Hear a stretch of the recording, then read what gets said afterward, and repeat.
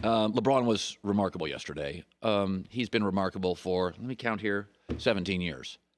How is he not the MVP? He's not going to win it. Giannis is going to win it. Giannis is a better story. He's a good kid. We like him. He's fresh. He's new. We're fatigued on LeBron. I just laugh at this stuff. Let me ask you this. Do assists matter? You know, passing the ball to other people. LeBron leads the NBA. And he's passing to less talented people on average 1 through 9 than Giannis is. LeBron, as a forward, is going to lead the NBA in assists. Giannis is 29th, which is actually fairly low considering he's got some good shooters on that team. His team's more athletic. And frankly, he's double-teamed every time down the floor. Let me ask you this. LeBron James is the number 1 seed in the West, which is significantly better than being the number 1 seed Giannis in the East. Does that matter? And LeBron's doing it, in my opinion, with a less talented roster 1 through 8 or 9 than Milwaukee. How is he not the MVP? By the way, just look at how the primary rival for both players thinks of it. So the Clippers already had Kawhi, already had Paul George, elite wing defenders, top 2 or 3 in the league, already had Patrick Beverley. And the Clippers are like, that's not enough. We're going to go out and get Marcus Morris. Because Kawhi's not enough, George is not enough, Patrick Beverley's not enough. We need a 4th guy to defend LeBron. How did the Celtics look at the Bucks Giannis? Yeah, we know we're going to have to go through Giannis, but we're not really worried about size. We can get rid of Horford. We're going to go small ball East. Knowing they'll face Giannis, they got smaller. What does that tell you? Okay, this league has never run through Giannis. 7 years, 2 playoff series wins in the East. This league for 10 years has run through 2 groups, LeBron James and the Golden State Warriors.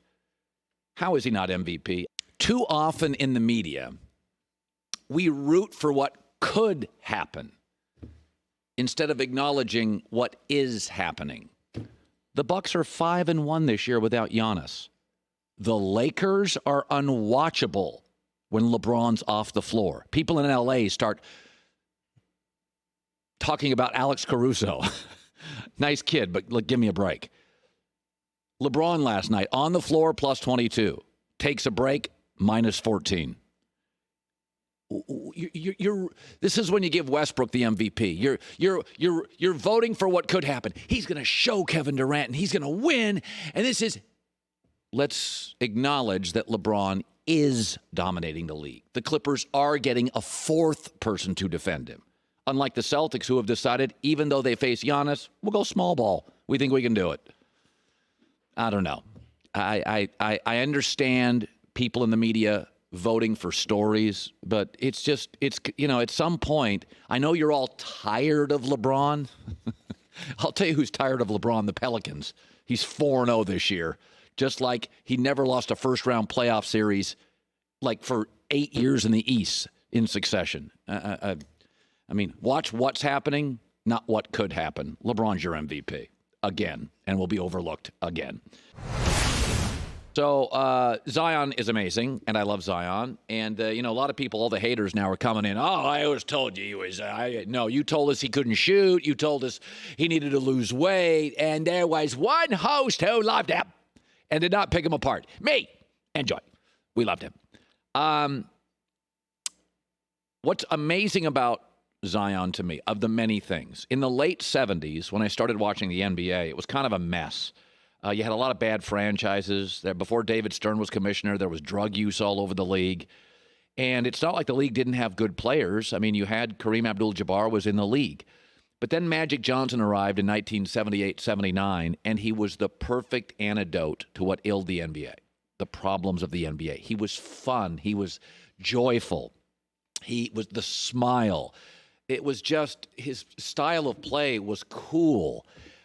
Without trying to be. He was perfect.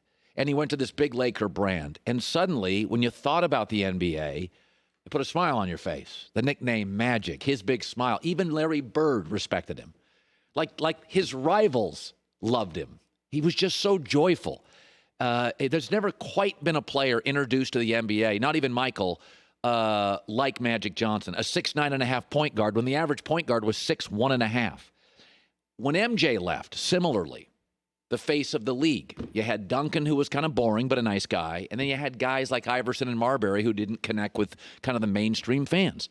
It matters who the face of your league is, especially in the NBA, which has been historically a star-driven league. In the early 70s, they didn't really have a connectable face to the league. I was a Dr. J fan, but he'd come from the ABA. I didn't follow him in college. I didn't know much about him.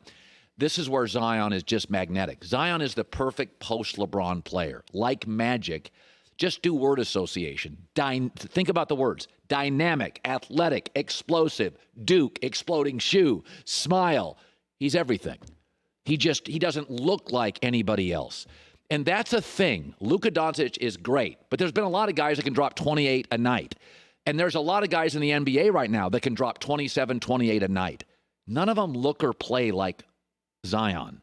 He is so unique, and most of the great players have been unique. The face of the league, Michael. Michael is the most relentless player and the greatest scorer I've ever seen post-Wilt. Magic was a 6'9.5" point guard. Shaq was the biggest guy in the league, but ran the floor like a two guard. Larry Bird, people forget this. When Larry Bird came into the NBA, people forget this. There'd never been a forward. It was always guards. There'd never been a forward. You're like, oh, yeah, the best shooter in the league is 6'9.5", and I think after Magic, he's the best passer in the league. That's not what forwards did. They rebounded. They got into fights. They didn't shoot like Larry Bird. Then there's Steph Curry, the best shooter in the history of the planet. Then there's LeBron, the Swiss Army knife, 6'9.5", never gets hurt, handles the ball like that, probably the best passer in the league. Unique matters. Unique matters. I mean, there's nothing else out there like Russell Wilson. There's nothing else out there like Lamar Jackson. There's nothing else out there like Patrick Mahomes. Hard to find even a prototype. And I think Zion is perfect. You know, when Michael Jordan left, the league lost 50% of its ratings. There was nobody to hand the baton to. When Tiger Woods left, I like Phil Mickelson, but there was nobody to really hand the baton to. Zion's it. Cross your fingers on his health. That's it. And it's interesting about it. I always try to watch sports like a consumer because you're my audience and you're a consumer. So I don't want to watch the game like I'm a scout, like I'm an analyst, like I'm a coach, like I'm a broadcaster. I want to watch it like I'm a fan. When I go to games, I sit with fans. I don't sit in the press box. I want to hear your conversations. Zion gets me to a TV. Trae Young's good, doesn't get me to a TV. Luka's great, doesn't get me to a TV. Zion is Magic Johnson. When Sean Kemp came into this league, you were like, have you seen, you know, I'm a Seattle kid. Like, everybody was like, have you seen this guy from Elkhart, Indiana, or wherever he's from? Have you seen Sean Kemp? He's going to tear down the rim. Have you seen Shaq? I mean, I remember bumping into the late Jerry Tarkanian. He goes, there's a kid down in Louisiana named Shaquille O'Neal. He'll change basketball. And I said, what's he like? And I never forget this. Tark says, like nothing I've ever seen. Zion is mostly like nothing I've ever seen. Yesterday, I have his numbers here somewhere. I'll probably find him. Oh, yeah. He's averaging, this is an interesting stat. He's averaging 1 dribble per touch. Now, think about that. That's not the NBA. You know somebody is talented when they go opposite of their industry. Everything now in the NBA is get the ball to the star, a lot of dribbles, ball-centric, they control, and you got to shoot threes. And you got to be lean. He's the opposite. There's no lean. He doesn't shoot threes, and he doesn't dribble. And he's dominating. When you can dominate an industry, going into the wind of the industry, you are incredibly special. Hi, everybody. Thanks for watching. Subscribe here to get the latest from the show.